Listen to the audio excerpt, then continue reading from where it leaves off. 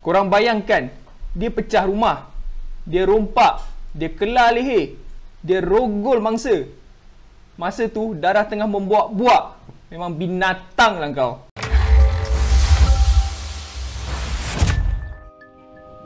Sebelum kita mula, I go share beri warning awal-awal. Kalau yang tak kuat hati tu, boleh tutup video ini, pergi tengok video lain. Okey, untuk yang berani, kita mulakan. Bulan lalu, ada berita dari Mahkamah Persekutuan Malaysia yang menjatuhkan hukuman gantung sampai mati terhadap seorang pekerja kilang atas kesalahan membunuh dan merogol.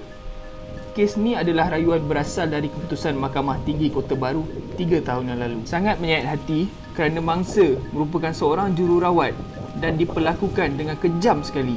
Malah aku boleh cakap, perbuatan si pelaku ni lebih teruk daripada babi. Mari kita tengok antara bukti yang dikemukakan di mahkamah. Pada malam kejadian, mangsa berada di rumahnya sendirian, ditemani 3 orang anaknya yang masih kecil, yang sulung baru berumur 5 tahun dan yang bongsu baru 6 bulan. Sekitar 12:30 malam, pelaku dalam keadaan separuh mabuk telah pecah masuk rumah mangsa. Melihat ketiadaan suami mangsa, pelaku menjadi semakin berani dan masuk ke bilik tidur mangsa di atas tilam di mana mangsa sedang tidur bersama anak-anaknya. Si binatang telah cuba merogol mangsa. Apabila mangsa melawan, si binatang ngelar leher sebanyak 2 kali di kiri dan kanan leher mangsa. Selepas leher dikelar, ketika darah masih membuak-buak keluar dari kesan luka kelar di lehernya, si binatang meneruskan niat jahatnya dan merogol mangsa. Amat menyedihkan, kejadian ni berlaku di hadapan anak sulung mangsa yang ketika itu hanya berumur 5 tahun. Korang bayangkanlah sendiri, apa budak 5 tahun tahu masa kejadian. Selepas dengan kejam mencederakan dan merogol mangsa, si binatang menyamun beg tangan, wang tunai 200 dan telefon mangsa. Si binatang kemudiannya meninggalkan mangsa dalam keadaan nyawa-nyawa ikan.